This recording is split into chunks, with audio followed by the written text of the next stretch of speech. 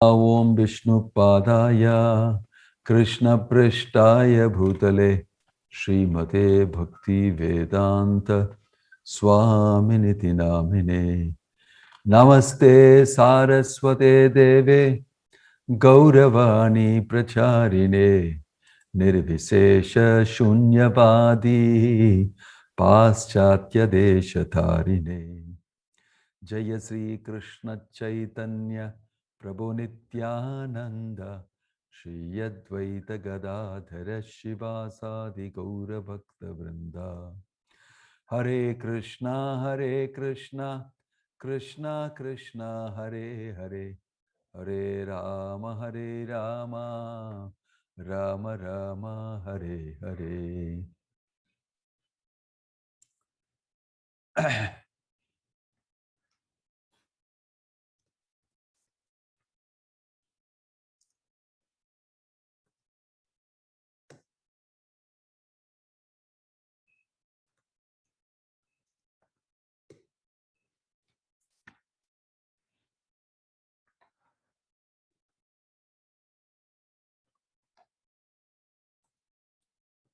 Om Namo Bhagavate Vasudevaya Om Namo Bhagavate Vasudevaya Om Namo Bhagavate Vasudevaya Narayanam Namaskrityam Naram Chaiva Narottamam Devim Saraswatim Vyasam Tato Jayamudirayet Nashta Prayeshu Abhadreshu Nityam Bhagavata Sevaya Bhagavati Ruttama Shloke Bhaktir Bhavati Naishtiki.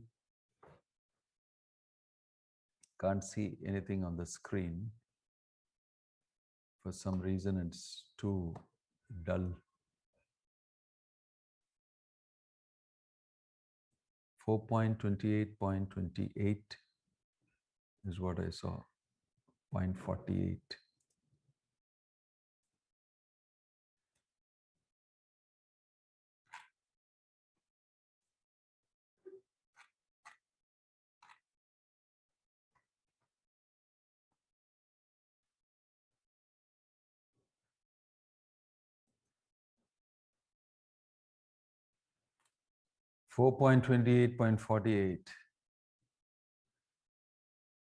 Uttishta Uttishta Rajarishe Imam Udadhi Mekhalam Dasyubhyah Kshatrabandhubhyo Bibhyatim Patumarhasi. O best of kings, please get up. Get up. Just see this world surrounded by water and infested with the rogues and so-called kings. This world is very much afraid and it is your duty to protect her. Purport.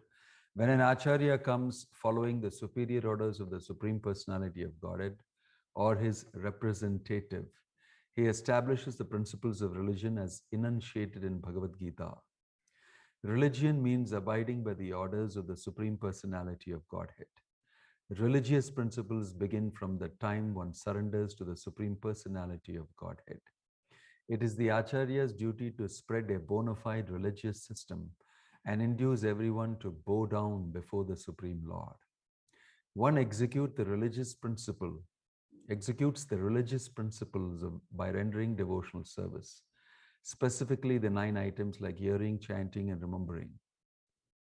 Unfortunately, when the Acharya disappears, rogues and non-devotees take advantage and immediately begin to introduce unauthorized principles in the name of so-called swamis, yogis, philanthropists, welfare workers, and so on. Actually, human life is meant for executing the orders of the Supreme Lord, and this is stated in Bhagavad Gita 9.34. Manmana bhavamad bhakto madhyaji mam namaskuru mam evashyasi yuktvaivam atmanam matparayana. Engage your mind always in thinking of me and become my devotee. Offer obeisances and worship me, being completely absorbed in me, surely you will come to me. The main business of human society is to think of the Supreme Personality of Godhead at all times, to become his devotees, to worship the Supreme Lord, and to bow down before him. The Acharya, the authorized representative of the Supreme Lord, establishes these principles, but when he disappears, things once again become disordered. The perfect disciples of the Acharya tried to relieve the situation by sincerely following the instructions of the spiritual master. At the present moment, practically the entire world is afraid of rogues and non devotees. Therefore, this Krishna consciousness movement is started to save the world from irreligious principles. Everyone should cooperate with this movement in order to bring about actual peace and happiness in the world.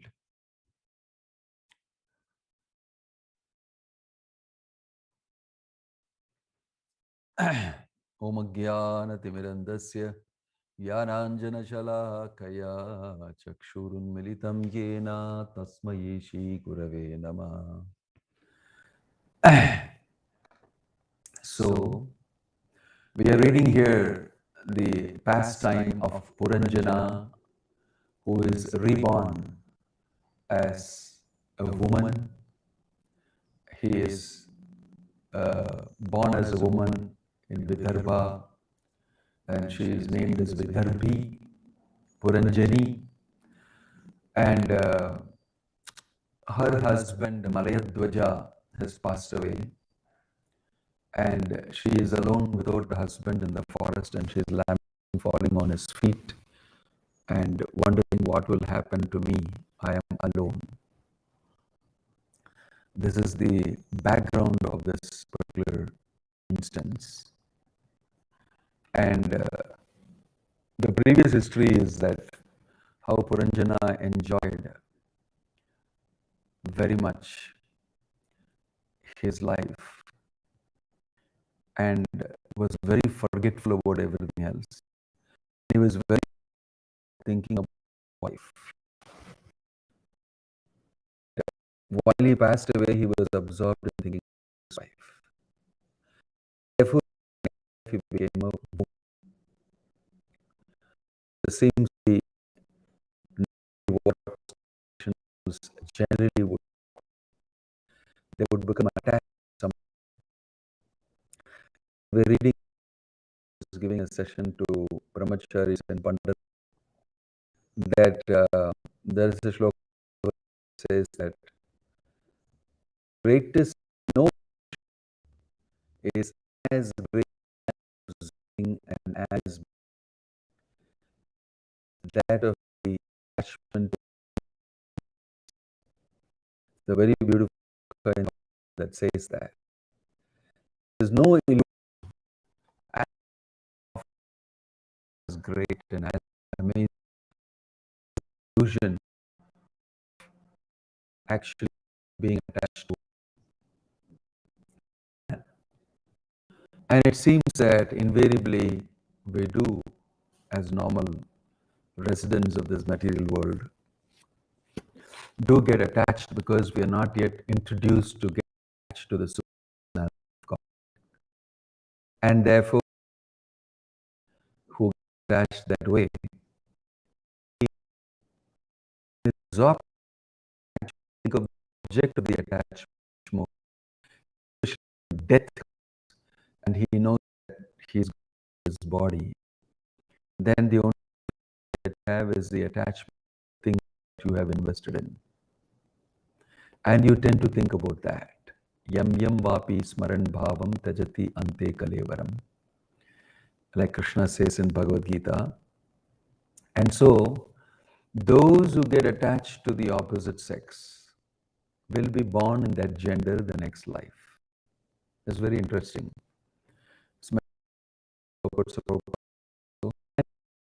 One woman get absorbed with a man, so each of them keep taking birth as man, woman, like that.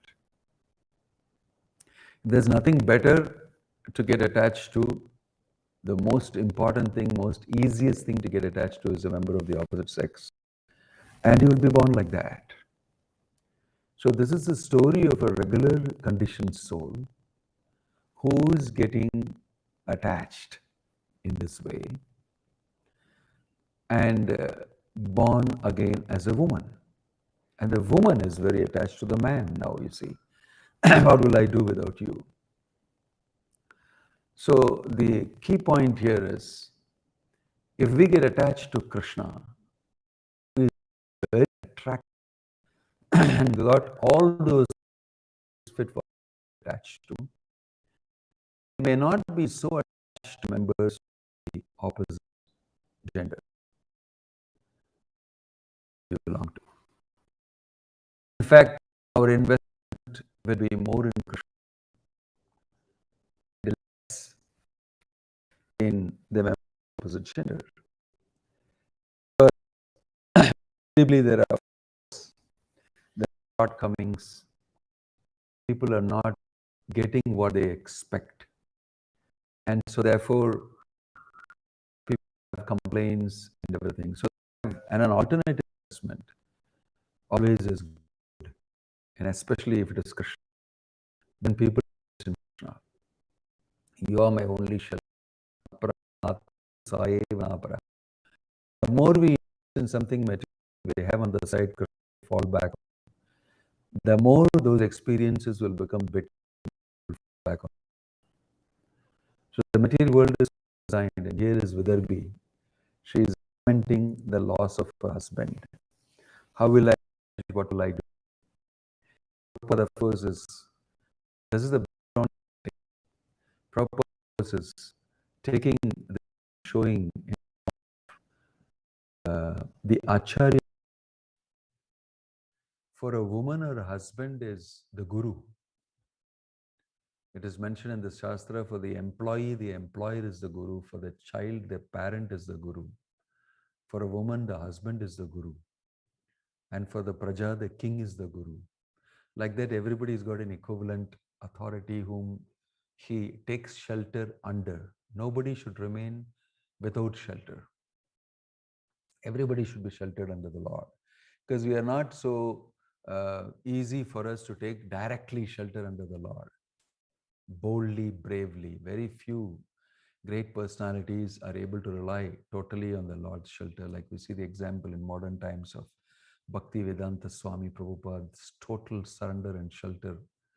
But normally everybody needs shelter in the Varnashrama. So they are all sheltered. And a woman's shelter is her husband. Nastri Swatantriyam Arhati, Prabhupada always quotes that. Something that many people don't like to hear in these days. But being sheltered is not something inferior. Being sheltered doesn't mean it takes off your independence. Being sheltered doesn't mean that you are, what should we say, something not very, what do you say, Mike? Can you hear me? Can you hear me? Yes, Maharaj. Yeah, but he's complaining that the mic is not working. You can hear me, right? Yes, Maharaj. Yeah. So what was I saying? Yes, shelter. Everybody needs to be sheltered, and ultimately everybody who is sheltered and all the shelter givers are also sheltered further by other shelters, and the ultimate shelter is Krishna. Ashraya. These are the 10 topics of the Bhagavatam, starting with Atra Sarga Visargasya Sthanam Poshanam Utaya Isha Nirodho Mukti Rashraya. Ultimate description of the whole Bhagavatam is about that topic of Ashraya. Krishna gives shelter to everybody and everybody. Eko Bahunam Yo Vidadhati Kaman. One who is giving shelter to everybody. So getting sheltered under Krishna means getting sheltered under the devotees of Krishna. And Varnashrama is a place where you have titles, you have labels, you have duties, you have job descriptions.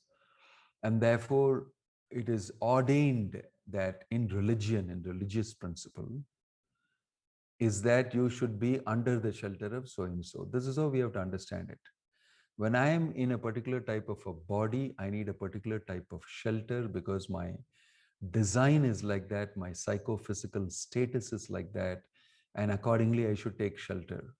When I know I am the spirit soul and I am not this body, then I don't mind doing these things because it's only temporary. That I have to be under so and so, while in my material sojourn, I'll have to be under. So they don't mind it, especially if they have knowledge of the fact that I am spirit soul, not this body. I'm eternally a servant of Krishna. So, with knowledge, with education, with culture, a person is happy to be under shelter. Without knowledge, without proper culturing, without proper samskara and all that, people have self styled ideas about themselves. They have their own independence that they claim. And these are all dangerous for individual growth, actually. The whole platform of thinking that I don't need shelter, I am independent, especially when you're in a woman's body, can create other disturbances in society because so many people are dependent on the woman. All the children are dependent. The woman plays a very important, crucial role in the whole social setting. She is the emotional caregiver for many and a very powerful position in womanhood, proper womanhood. But somehow those things are challenged, changed with a different type of an understanding. Unfortunately, if people, some of them are able to very nicely conflate both of them, their modern setting situation and their duties in womanhood. But very few of them are able to do that very well. So invariably, people opt for one or the other, or they have a very ugly mix and they're not able to render their duties in this way or that way. Here is the story of Puranjani, who wants to and has taken shelter as per religious principles and is lamenting the loss of that shelter. Whom will I go to now? What will happen to me? All the rogues and thieves and everybody will attack me because I have no shelter. So these are very important utterances by Vidarbhi, Puranjani. And it is not to be taken simply in terms of, it's an allegorical story. And that's why Prabhupada is taking from that and giving a very deep purport about if you don't have an acharya who leads the people towards Krishna. Om Tad Vishnum Paramam Padam Sada Pashyanti Surayah Divi Vachakshur Atatam Tad Vipraso Vipinyavo Jagruvagum Sasamindate Vishnur Yat Paramam Padam. The goal and destination is the Supreme Personality of God, its lotus feet. And that direction should be given to people, and they should be able to achieve it. And the pathway should be shown to them. Knowledge should be given to them. They should be cultured in it. And there is a purpose, a high purpose in human life, and which, if not executed, is such a waste of the human life. So, therefore, when the Acharya, whose duty is to lead everybody to Krishna, to the absolute truth, disappears, till he is there, there is strong shelter. When he disappears, there is a lot of commotion, normally.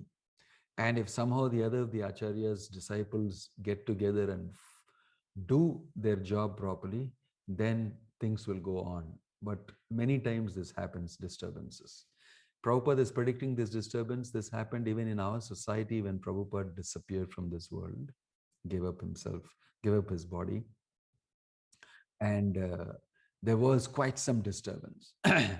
And because of the dedicated service of many of his disciples and his followers, many things, many things were set right, and some sort of stability came inside. And the Krishna conscious movement has been doing wonderfully, preaching and doing many things. There may be difficulties, there may be problems, but in this world, invariably, there will be difficulties and problems. It's designed for that. So, by following the order of the Acharya, you can still maintain peace, equanimity, and good understanding. Prabhupada also mentioned that I will not die. I will live eternally in my books. I've given my instructions there. As long as we continue to discuss those instructions, properly understand them, execute the instructions given by Prabhupada in our disciplined way, in a disciplined way, we will always go upward, progressive. It doesn't matter that he is physically not present. That doesn't matter. One can bring the Acharya into the presence by actually taking seriously his instructions. The other day we were reading the Bhagavatam session that the disciple meets the Acharya in following the instructions. When you follow the instructions of the Acharya, you're having a direct meeting with him. When we read Prabhupada's books, we're actually meeting with Prabhupada. And you can feel that, you have that experience. You feel like you've taken a bath inside spiritually if you read the Bhagavatam and the purports. I don't know others how they feel, but a lot of them have told me that, yeah, it is like a fresh air blowing through. You can feel the influence very much of the pure devotee, of the Acharya in the life of many devotees. So Prabhupada's mentioned here that um, when the Acharya goes away, there is commotion. Why? Because rogues and so-called kings, they will come and take over and do all sorts of things. When religion is misinterpreted, religion and the laws of God are not given to people as it is, then there will be problem. And that's one of the most important duties that have to be done by the followers of the Acharya, to keep things in order. In order to keep things in order, they should be very nicely understanding the mission of the Acharya, understanding the teachings of the Acharya, understanding the life and purpose of the Acharya, and execute them, right? So, Acharya means foundational teacher. Foundational teacher. I make a difference between saying Acharya and Guru. Acharya means like somebody like Prabhupada gives foundational teachings like Ramanujacharya, Madhvacharya. And then after them, you can refer to successful people as gurus of various types. And their business is to bring the Acharya's teachings to anybody and everybody and bring everybody to the shelter of the Acharya. And this is how we'll see in the Ramanujacharya Sampradaya, you will see that. Even today, 1,000 years later, a follower of Ramanuja coming in the Sampradaya will say Adiyan Ramanujadasan and offer his obeisances. I am Ramanujacharya's servant, and he will offer his obeisances, or he'll offer his greeting, and he will introduce himself. 1,000 years later, that is how they do. So Ramanujacharya is still in place. That's the meaning of a foundational Acharya. Prabhupada is a founder Acharya, foundational Acharya, similarly, for many, many, many, many, many millenniums and thousands of years to come. And therefore, his instruction should be followed because it is Krishna's arrangement that he has been sent in Krishna's absence to institute proper religion and dharma. And if we do that diligently, scrupulously, we will have no problem. So if we chant Hare Krishna nicely, if you read Bhagavatam nicely, if you take part in the program nicely, you will think clearly. You will be loyal to the instructions of the founder and you will want to follow it. Petty differences, difference of opinion, interpretation, or what they call hermeneutics, study of the Prabhupada's instructions and interpreting them, how to interpret them in context, in time, place, circumstance, all that together, takes quite some deep relationship with Prabhupada. And if you're a follower strictly of Prabhupada's instructions, then there is a good chance that you would also be able to understand those instructions. So Sakala Neha Mahata Yogo Nashta Parantapa occurs when the Acharya's instructions are not followed. And you pave the way for destruction of dharma. Sakala Neha Mahata Yogo Nashta Parantapa. The teachings get lost. And that's why Krishna says in Bhagavad Gita, Se Aivayam Mayate Adhya Yoga Prokta Puratanaha. Very long back, this was spoken by me to Vivaswan, 120 million years ago. And Vivaswan Manave Praha Manurikshwakave Abravit. He spoke to Manu and Manu spoke to Ikshwaku. That same science I'm speaking to you again because it became lost. It's lost because it was not preserved by unscrupulous people who changed it, diluted it, misrepresented it, didn't present it as it is. And over a period of time, it got lost. So you will see Prabhupada saying here that this type of things happen. People come into this world and they have to be guided. Definitely, people need great guidance. This is not an ordinary thing. This is a very, very important aspect of our life. And if we do not take that seriously, then we will be in great trouble. Human society will be in great trouble, right?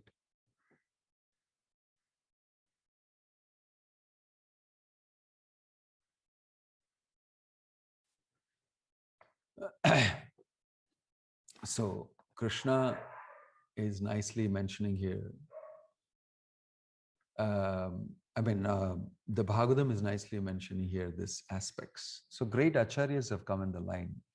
Prabhupada is coming in the same line. Today is the disappearance day of many such great acharyas. Today is the disappearance day of Raghunath Bhatta Goswami.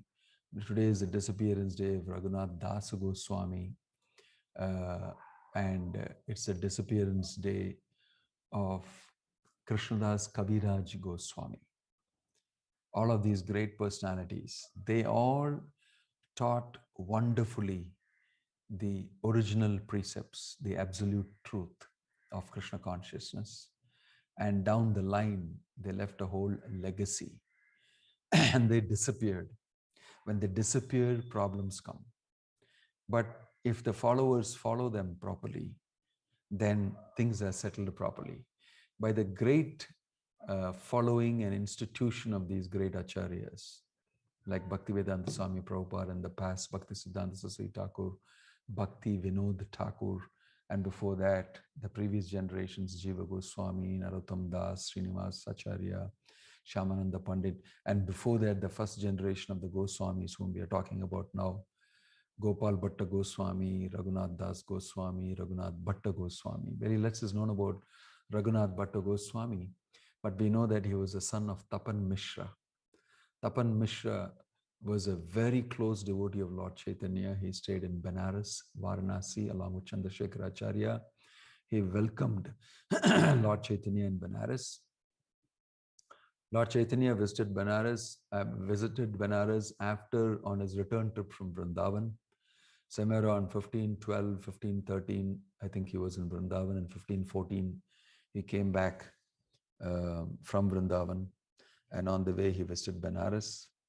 At that time, it's mentioned that he was eating in the house of Tapan Mishra, he was staying in the house of Chandrasekhar Acharya, and every day he was taking his meals and everything in the house of Tapan Mishra. Tapan Mishra's son was a 9-year-old boy, something around 9 years. And he would take great pleasure in serving Lord Chaitanya. He will go and ask Lord Chaitanya, can you give me some menial service to do? And he would be massaging Lord Chaitanya's feet. He would wash his dishes. And in this way, he was very happy serving Lord Chaitanya. And Tapan Mishra was so fortunate that Lord Chaitanya would eat, take a little rest in his house. At that time, his son would serve him. And for 2 months that Lord Chaitanya was there, he continued to serve him. And finally, he had to leave, and he became very disappointed that Lord Chaitanya is leaving. When will I get a chance to serve? And it's mentioned that Tapan Mishra and his dear wife, they actually, after a long time, they assumed their original position. They went back to Godhead. And so around 20, 21 years old, Raghunath Bhatta Goswami left and went all the way to Puri to be with Lord Chaitanya. And he got trained under Lord Chaitanya. For many months, he was under Lord Chaitanya, serving him in many ways. He was cooking very nicely, and Lord Chaitanya would love to eat his cooking. And then Lord Chaitanya sent him from there to Vrindavan to be under the care of Rupa and Sanatan Goswami. And Rupa and Sanatan Goswami looked after Raghunath Bhatta Goswami. Lord Chaitanya gave him instruction that when you are in Vrindavan, you should regularly read Srimad Bhagavatam and you must chant Hare Krishna all the time. And he placed his Kantimala on Raghunath Bhatta Goswami as a gift for him. So he showed a lot of mercy to Raghunath Bhatta Goswami. So Raghunath Bhatta Goswami would go and he would very sweetly chant the Bhagavatam. He would sing in a melodious tune the Bhagavatam verses so nicely. And he took lessons under another devotee how to understand the Bhagavatam and learn the Bhagavatam. So he got very, very uh, involved and absorbed in the Bhagavatam because it is the instruction of Lord Chaitanya. And he became a sweet chanter of the Srimad Bhagavatam. And it is known that he continued like this for a very long time under Rupa Goswami and Sanatana Goswami, serving them, and in this way, serving Lord Chaitanya. We understand that today is his disappearance day, and we are falling at the feet of Raghunath Bhatta Goswami, one of the 6 Goswamis of Vrindavana. Vande Rupa Sanatana Raghuyugau Shri Jiva Gopalakau, following under his lotus feet. So this is very important. All these great acharyas, they did amazing things by their lifestyle, by their writings, by their utterances, by their behavior. They are wonderful examples for us to follow and take life very seriously in the execution of Krishna consciousness. So Prabhupada says here repeatedly about how we should follow the predecessor Acharya. So ISKCON is dedicated to following the teachings of Bhaktivedanta Swami Prabhupada. His instructions are not to be taken casually. His instructions are to be taken seriously. And anybody who follows these instructions seriously, he should also be taken seriously and he can be followed. So this is the way the parampara works. Those who strictly follow the founder Acharya and also follow those who follow the founder Acharya strictly, they will be able to actually achieve the goal of life and be able to give others the goal of life. So Prabhupada is an amazing genius of a personality, even in the material realm. Of course, spiritually, devotionally, he is somebody very, very, very exalted. But at the age of 70, to travel across the seas and establish Krishna consciousness all over the world is not at all an ordinary task. And Prabhupada achieved that wonderfully. So we should follow the instructions of the Acharya. We should understand his mood and mission by reading his books thoroughly and discussing them. This is the year of 125 years of Prabhupada's birth, 1486 to 2021. I'm sorry, 1896 to 2021. 1486 is Lord Chaitanya's appearance. 1896 to 2021. It's 125 years since Prabhupada entered this planet. So his influence is still felt very strongly all over the world. In many, many places, people read Prabhupada's books, which is translated in 87 languages or more now. And people get influenced by it. And we distribute those books, we publish those books, we read those books, we teach those books. So foundational Acharya means something very, very important. Prabhupada, I'm sure, is the Acharya for the coming years. We will all be dedicatedly worshipping Prabhupada and following his instructions. He's worshipable because his instructions are non-different from what Krishna wants to give us in this day and age. Lord Chaitanya has appeared, and his instructions are the instructions given in a workable, doable format for conditioned souls in this world at this point of time. And that is brilliantly crafted into an institution and laid down for people to follow with a lot of systems and things in place. We should very carefully follow Prabhupada's instructions, and we will be very successful. It is not that we should interpret it and try to bypass it. We should not follow it. because of cultural differences, or because of this and that. There may be many reasons. But sitting together and discussing and understanding the instructions of the Acharya is very important. Don't think, we should not think that, oh, I know that, I'll do that, and all that. Some of the instructions that Prabhupada has given are very deep. A lot of them are very deep. Some of them are very deep. It requires you to understand other connected instructions, and you know why Prabhupada is saying certain things that he's saying. Because he's thinking about another 10,000 years into Kali Yuga, and he is giving these instructions according to that. So we must never take these instructions lightly. They are non different from the instructions of Krishna, pure devotees' instructions.